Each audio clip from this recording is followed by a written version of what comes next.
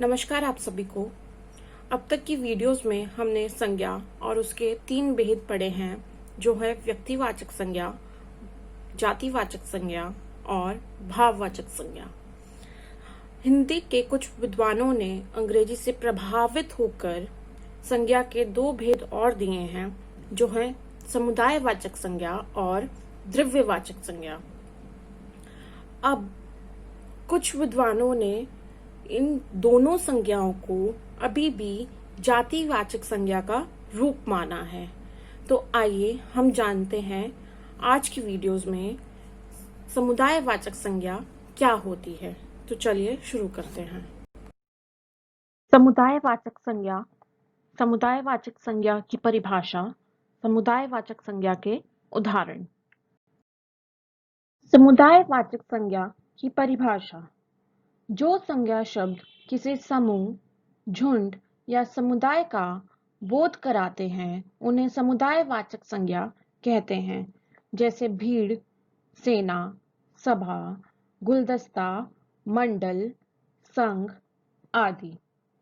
अब आप लोग सोच रहे होंगे कि हमने जातिवाचक संज्ञा में भी यही पढ़ा था और हम समुदायवाचक संज्ञा में भी ये पढ़ रहे हैं। नहीं, यहाँ पे बहुत हल्का सा अंतर है।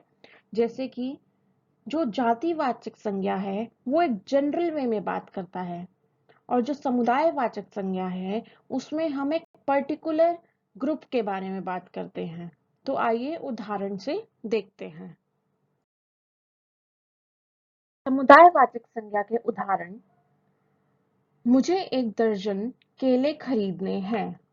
यहाँ दिए गए वाक्य में दर्जन एक समूह का बोध करा रहा है, इसलिए यह समूहवाचक संज्ञा का उदाहरण है।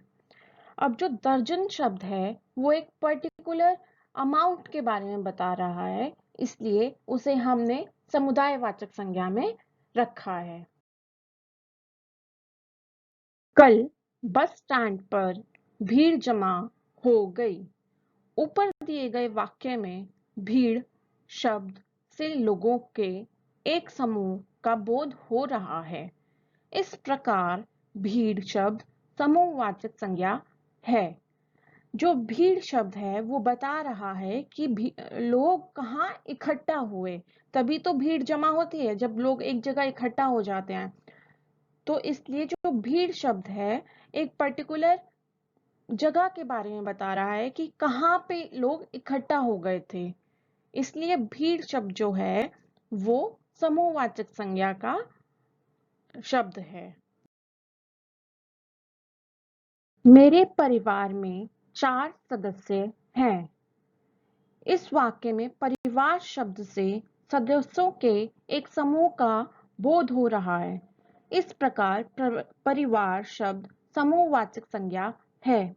जो परिवार शब्द है वो बता रहा है कि जो फैमिली है उसमें कितने सदस्य हैं, उसमें कितने मेंबर हैं। तो वो एक पर्टिकुलर फैमिली के बारे में बता रहा है, एक पर्टिकुलर परिवार के बारे में बता रहा है कि मेरे परिवार में 4 सदस्य हैं। तो ये जो परिवार शब्द हुआ वो समूहवाचक संज्ञा है। मैंने जंगल में हिरणों का झुंड देखा। इस वाक्य में झुंड शब्द से हिरणों के एक समूह का बोध हो रहा है। इस प्रकार झुंड समुदायवाचक संज्ञा है। ये जो झुंड शब्द है वो बता रहा है कि वो किस जानवर का झुंड है, वो हिरणों का झुंड है। तो एक पर्टिकुलर ग्रुप के बारे में बता रहा है कि हिरणों का झुंड है। तो ये जो झुंड शब्द हुआ वो समुदायवाचक संज्ञा हुआ।